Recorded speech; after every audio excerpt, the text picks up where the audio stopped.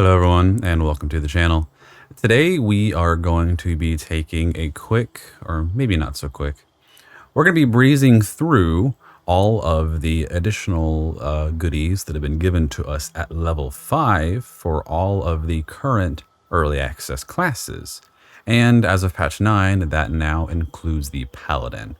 Thanks to some XP mods that came out a couple days ago on the Nexus Mods website, I have been able to quickly enough create a number of characters that are all ready to be looked at. So without further ado, let's take a look. And also,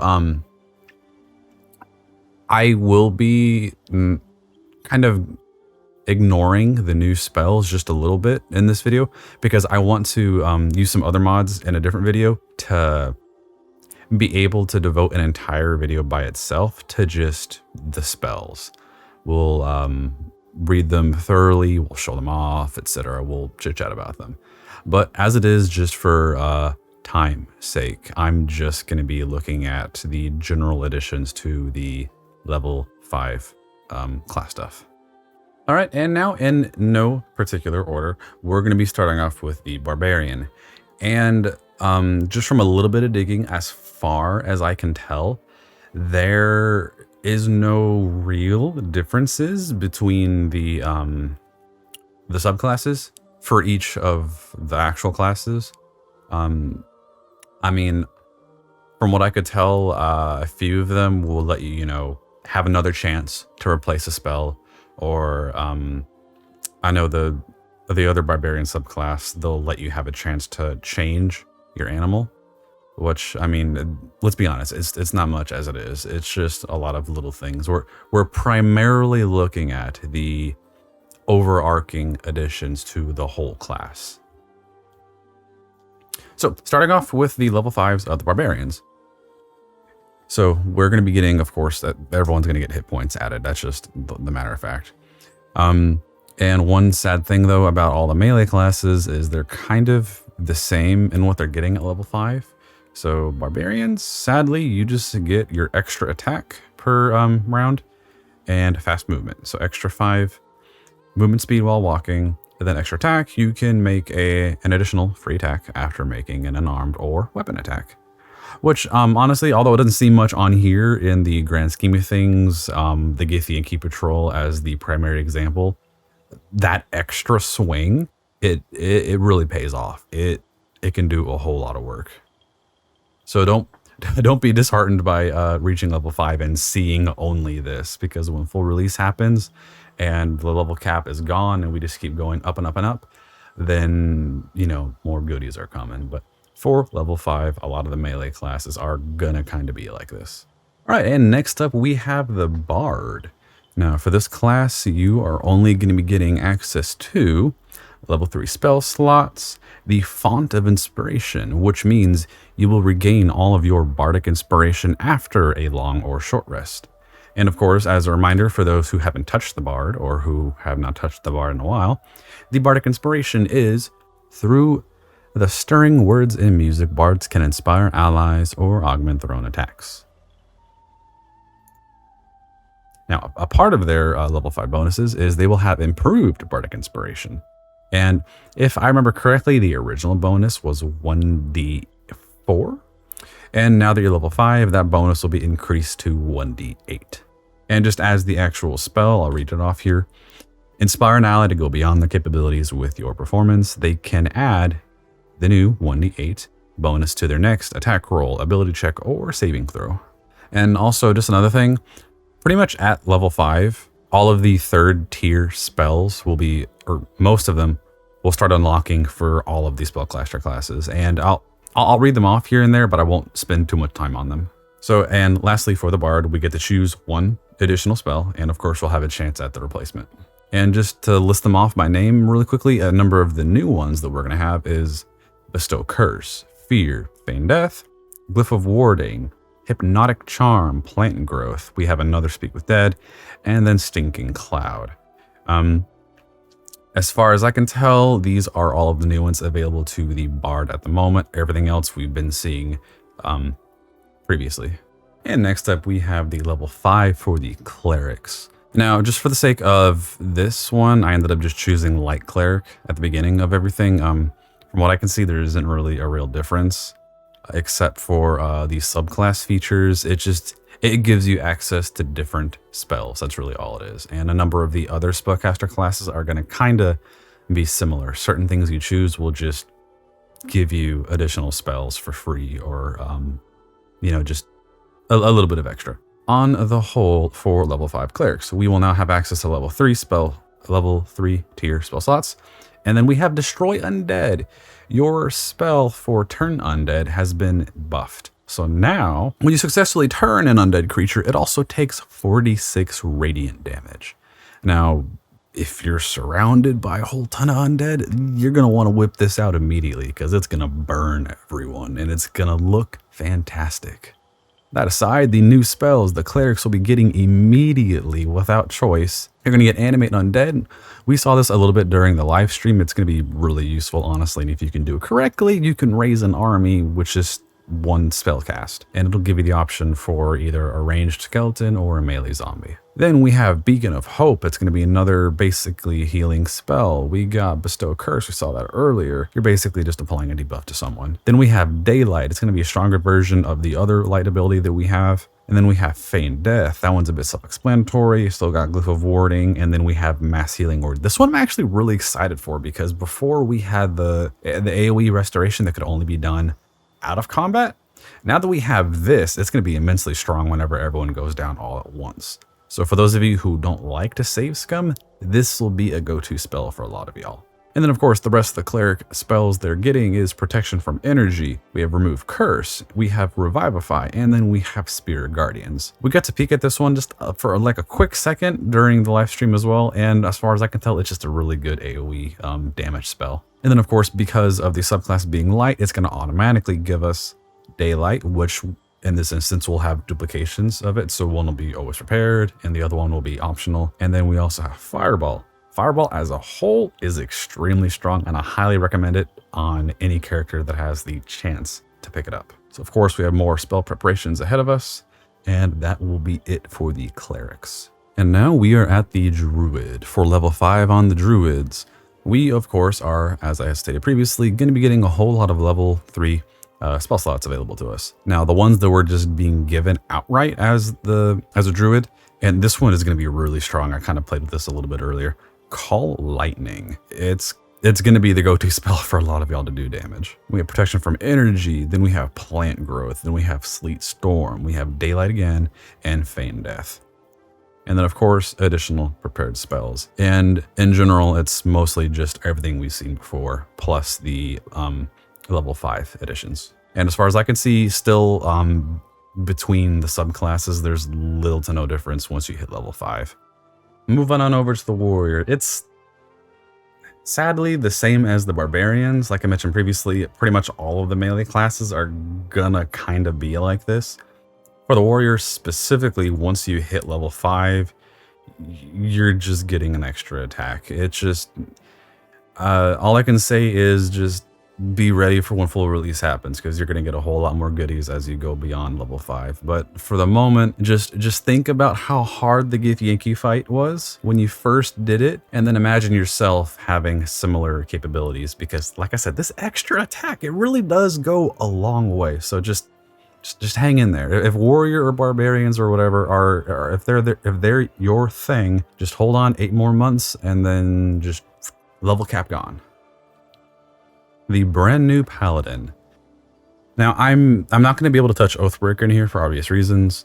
I will just say that the only true changes with Oathbreaker is that your channel divinity spells are different, and I will call specific attention to the Fear ability, because they gain an ability that lets them apply Fear as an AoE around them. And just throwing that out there to the side, it's a really good investment. Okay, looking at the bonuses for level 5 Paladin, we have additional spell slots for level 1 and level 2, and because we are a melee class, we get that extra attack. However, because the gods just love their paladins and all the righteous glory they bring to Toril, you get other things. You are the lucky, you won the lottery, paladins. You are the ones that You got actual extra stuff instead of just an extra attack. So count yourself lucky, but it may balance out that you don't get as much later, but we'll see when full release happens. Paladins, you get the aid spell, you get lesser restoration, you get magic weapon, protection from poison, and branding smite. Now I will say outright, all of these smite spells that paladins get are just crazy strong right now. I mean, if you're in an AoE situation, like when you're fighting the goblin horde, or if you're choosing to slaughter the grove, it's gonna be a little bit tougher. Paladins truly are single target damage dealers at the moment, but it all just depends on how you decide to play it.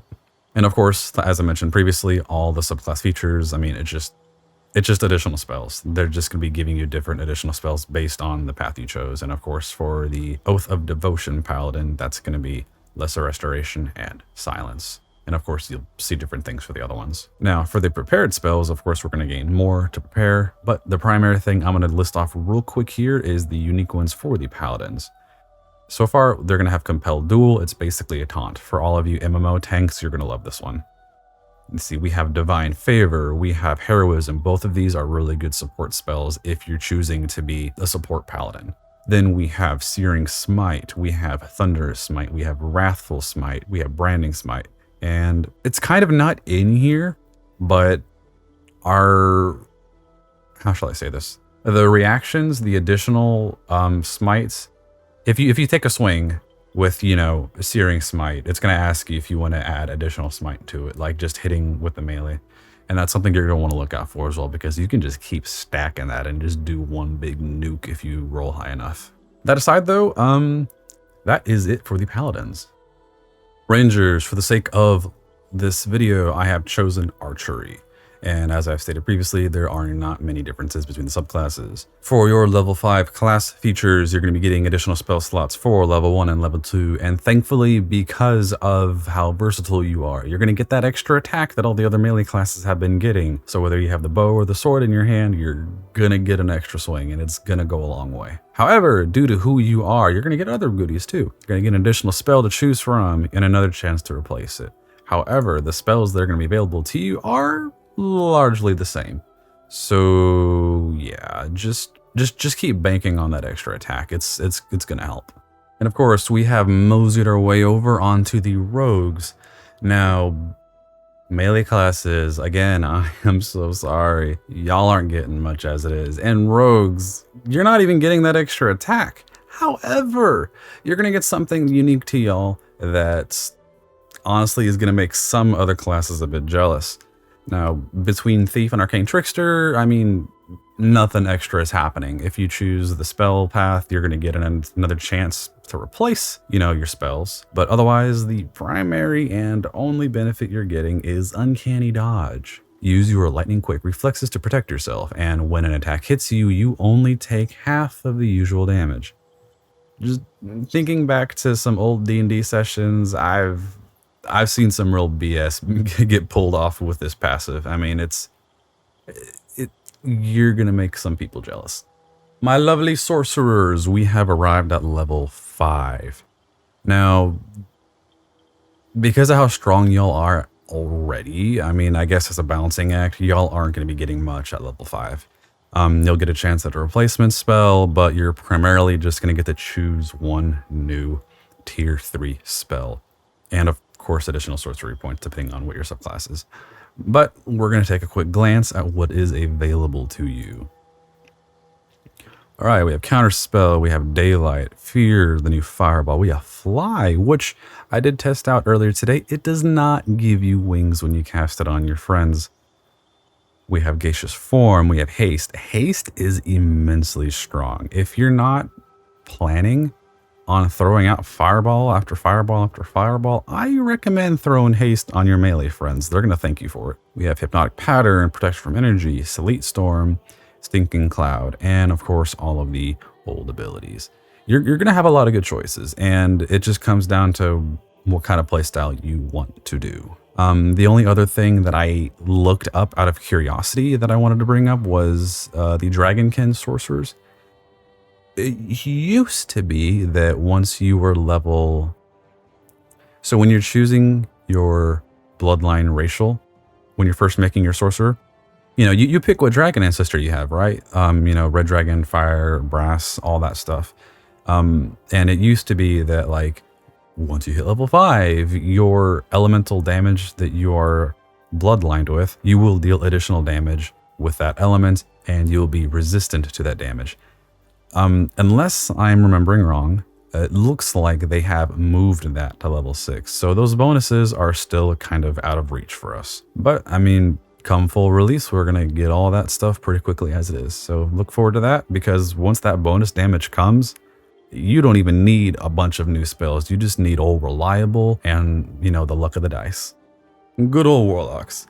Now, I can thankfully say that between the two subclasses, there is literally no difference. Your additional features as a warlock, once you hit 5 with an early access, you're going to get another chance to choose an additional Eldritch invocation. I mean, for the most part, only two things in here are new. We're going to have one with shadows, and that's just outright invisibility. And then next to that, you're going to have Sign of Ill Omen, which just gives you the Bestow Curse spell. Other than that, everything is the same. We have Antagonizing Blast, Armor of Shadows, Beast Speech, Beguiling Influence, Devil's Sight, Fiendish Vigor, Mask of Many Faces, and Repelling Blast.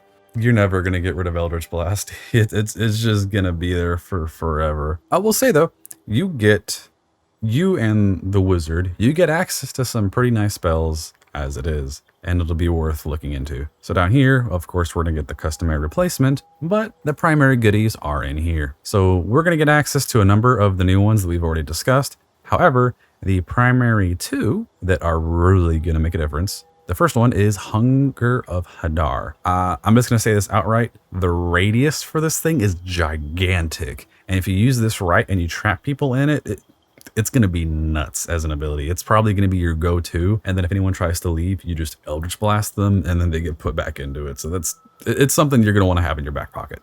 And then of course we have Vampiric Touch. I mean, that's self-explanatory. You're just going to be able to slap someone and get some healing back depending on how you want to play it. And last but not least, we have the good old reliable Wizard. Now, a lot of you Gale lovers are going to enjoy this because unlike the other spellcasters, you get to choose 2 spells instead of just 1. Aren't you lucky? Okay, so the primary thing with these is just you're going to get a level 3 spell slot. That's bare bones. That's what you're getting. Of course, prepared spells, they're always going to be there for the level up, and then you're going to get to choose 2 new goodies. As it is, we've already seen everything that's in here. You're just going to have more of a variety to select from than everyone else. I mean, Fireball's in here. We got Vampiric Touch. I'm just going to throw this out there. I mean, if you feel like you're doing one direction, you should go for it regardless of what you think might be right. Just play to have fun, because practically every single one of these will have a use eventually, depending on the context of the situations that arise. All right, everyone, and that is it for the video. This has been roughly everything that you're going to gain for your class at level 5.